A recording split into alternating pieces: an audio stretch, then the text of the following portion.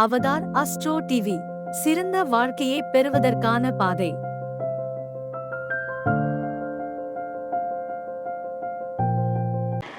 உலகெங்கிலும் உள்ள Avatar astro TV நேயர்கள் அனைவருக்கும் எனது வணக்கங்கள். இன்று ஒரு தகவலின் அடிப்படையில் இப்போது சர்ஜரி நிறைய பேர்த்துக்கு உடல்நிலை சரியில்லாமல் மருத்துவமனைக்கு போகும்போது சர்ஜரி செய்யக்கூடிய யோகம் நிறைய பேர்த்துக்கு ஏற்பட்டுருது. இந்த சர்ஜரி எந்தெந்த காலகட்டத்தில் ஏற்படும், எந்த டைமில் நம்ம அதற்கான ஒரு கவனத்தை நம்ம மேற்கொள்ளணும் அப்படிங்கிறது இப்போ சொல்ல போகிறோம். இப்போது எந்த சர்ஜரியாக இருந்தாலும் மயக்க மருந்து கொடுத்து தான் பண்ணணும். இந்த மயக்க மருத்துக்குரிய கிரகம்னு எடுத்துக்கிட்டிங்கன்னா ராகு அல்லது கேது. இந்த ஒருத்தரோட ஜனன ஜாதகத்தில் அவங்களோட சந்திரன் மேலே ராகு அல்லது கேது வரும் பொழுதும், அவங்க சந்திரனை ராகு அல்லது கேது முன்மூன்று பின்மூன்று, அதாவது 3 மற்றும் 11ஆம் இடம் இந்த பார்வையில் அவங்களுக்கு பார்க்கும் பொழுதும் இவங்களுக்கு நிறைய பேர்த்துக்கு மயக்க மருந்து கொடுக்கக்கூடிய அமைப்பு, ஒரு மயக்க நிலை இது ஏற்படும். ஏன்னா மயக்க மருந்து கொடுக்காம நம்ம சர்ஜரி பண்ண முடியாது. ஆனால் இந்த மயக்க மருந்து கொடுக்கக்கூடிய நிலை ஒருத்தர் ஜாதகத்துக்கு வரும் பொழுது அவங்க ஜாதகத்தில் 6, 8 பண்டுக்குரிய தசாபுத்தி நடந்தாலும், அவங்களோட லக்னாதிபதி 8க்குரியவன் சாரம் வாங்கியிருந்தாலும், அவங்க லக்னாதிபதி 6க்குரிய சாரம் வாங்கியிருந்தாலும், அவங்க லக்னாதிபதி 12க்குரிய சாரம் வாங்கியிருந்தாலும், ஒருவர் தன் வாழ்நாளில் ஒரு முறையாவது என்ன செய்கிறாங்க, மருத்துவமனைக்கு போய் அட்மிட் ஆகுறாங்க.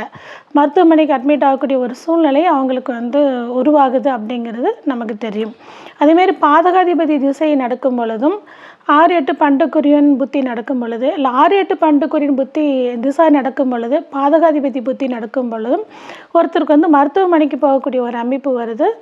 அந்த டைமில் கோச்சார சந்திரனானது அவங்க ஜாதகத்தில் அவங்க ஜாதகத்தில் ராகு மேலே பயணிக்கும் பொழுதோ, கோச்சார சந்திரன் அவங்க ஜாதகத்தில் கேது மேலே பயணிக்கும் பொழுதோ, அல்லது அவங்க ஜென்ம சந்திரன் மேலே கோச்சார ராகு கேது பயணிக்கும் பொழுதோ இவங்களுக்கு மயக்க மருந்து கொடுத்து அறுவை சிகிச்சை செய்யக்கூடிய ஒரு சூழல் இவங்களுக்கு உருவாகுது அப்படிங்கிறத பார்க்குறோம். பொதுவாகவே ராகு திசையும் கேது திசையும் நிறைய பேர்த்துக்கு, ராகு புத்தியும் கேது புத்தியும் கூட நிறைய பேர்த்துக்கு அறுவை சிகிச்சை அப்படிங்கிறது அவங்களுக்கு தூண்டுது.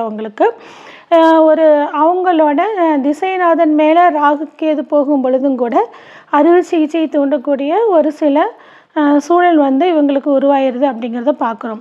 ஸோ இந்த மாதிரியான அறுவை சிகிச்சையை இவங்க தவிர்க்கணும் அப்படின்னா, அவங்களுக்கு முன்கூட்டியே அந்த திசாபுத்தி வரும் பொழுது, அந்த கிரகங்கள் இப்போ நான் சொன்ன கிரக அமைப்புகள் வரும் பொழுது இவங்க அதை கரெக்டாக வாட்ச் பண்ணி இந்த சர்ப்ப நிவர்த்தி வழிபாடு பண்ணணும். ஒரு டாக்டரை அணுகி அவங்க பாடி ஒரு மாஸ்டர் செக்கப் பண்ணி அவங்க கரெக்டான மருந்து மாத்திரைகளை அவங்க எடுத்துகிட்டு வந்தாங்கன்னா, திடீர்னு போய் ஒரு நாள் அட்மிட் ஆகி திடீர்னு வரக்கூடிய அறுவை சிகிச்சைகளை அவங்க தவிர்த்துக்க முடியும். அதுக்கான மருந்து மாத்திரைகள்லேயே அவங்களுக்கு சுகம் கிடைக்கிறதுக்கான ஒரு சூழலை நம்ம உருவாக்க முடியும். இப்போ இந்த மாதிரியான கிரக அமைப்புகள் வரும் பொழுது, இந்த ராகு கேதுவானவர் சந்திரன் மேலே வரும் பொழுது, அதில் பார்க்கும் பொழுது, ஆதிக்கம் செலுத்தும் பொழுது நீங்கள் கண்டிப்பாக ஒரு மாஸ்டர் செக்கப் பண்ணிக்கிறது அனைவருக்குமே நன்மையை தரும் அப்படிங்கிறத சொல்கிறோம். இது வழிபாடுன்னு எடுத்துக்கிட்டிங்கன்னா, நம்ம மருத்துவத்துக்கான மருந்தீஸ்வரர் வழிபாடு பண்ணுறது, திருவான்மியூர்லேயும் இருக்காங்க மருந்தீஸ்வரர். நம்ம பிள்ளையார்பட்டியில் இருக்கக்கூடிய ஈஸ்வரரும் மருந்தீஸ்வரர் தான்.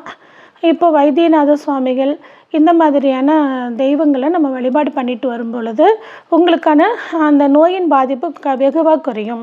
நரசிம்மர் வழிபாடு, நரசிம்மர் கோவில் அருகில் இருந்தால் அவங்களும் அந்த வாரம் சனிக்கிழமை நாளில் போய் ஆஞ்சநேயரையும் வழிபாடு பண்ணி, நரசிம்மருக்கு சனிக்கிழமை ராகு காலத்தில் தீபமேற்றி வந்தாலும் நோயின் பாதிப்பு அதோட கடுமைகள் குறைஞ்சு அந்த அறுவை சிகிச்சை பண்ணக்கூடிய ஒரு நோய்க்கு கூட மருந்து மாத்திரையில் கட்டுப்படக்கூடிய அளவுக்கு தெய்வ அனுக்கிரகமும் தெய்வ கடாட்சமும் கிடைக்கும்.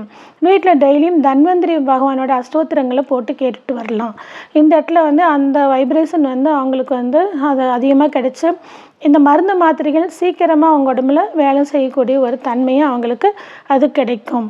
அப்போ இந்த மாதிரியான ஒரு சூழ்நிலையில் மெயினாக அதிகமாக நோய்களை பொறுத்த வரைக்கும் சகல வியாதிகளையும் குணமாக்கக்கூடிய சக்தி உடைய விக்னேஸ்வரர், அதாவது நம்மளோட பிள்ளையார் கணபதி தினமும் வந்து கணபதி மூல மந்திரங்களை கார்த்தாலையும் சாயந்தாலையும் அவங்க வந்து அது படிச்சுட்டு வரும் பொழுது, அது ஒரு 27 நாள் 48 நாள் அப்படி தொடர்ந்து படிச்சுட்டு வரும் பொழுது இவங்களுக்கு அந்த நோயின் பாதிப்பு வெகுவாக இவங்களுக்கு குறைய ஆரம்பிக்கும்.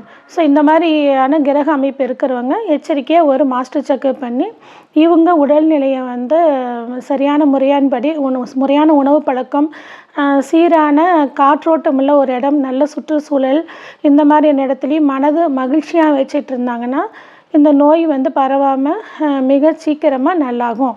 அப்போ அறுவை சிகிச்சை பயம் உள்ளவங்க பயப்பட வேண்டியதெல்லாம் ஒன்றும் இல்லை. கண்டிப்பாலுமே நீங்கள் இந்த தெய்வ அனுக்கிரகத்தில் அதில் மீண்டு வரக்கூடிய ஒரு தன்மையை அவங்களுக்கு கொடுக்கும். இவங்க திருஷ்டி கழித்து போட்டுட்டு ஒரு அறுவை சிகிச்சை பண்ணுறதுக்கு முன்னாடி ஒரு வாரமாவது குறைந்து ஒரு வாரமாவதும் தினமும் ஒரு எலுமிச்சை பழத்தை எடுத்து திருஷ்டி சுற்றி போடணும். ஊமத்தங்காய் கிடைத்ததுன்னா அதையும் எடுத்து அவங்க தலையை சுற்றி திருஷ்டி சுற்றி போட்டுட்டு வந்தாங்கன்னா பெரிய அளவுக்கு கோமா மரண பயம் இந்த மாதிரி எதுவும் கொடுக்காம மருத்துவமனைக்கு போகிறதும் வரதும் தெரியாமல் சீக்கிரமாக ஹீலாகி வருவாங்க. இந்த வீடியோவை பார்த்துட்ருக்க அனைவரும் இந்த லைக் பண்ணுங்கள், சப்ஸ்கிரைப் பண்ணுங்கள், ஷேர் பண்ணுங்கள். நன்றி, வணக்கம்.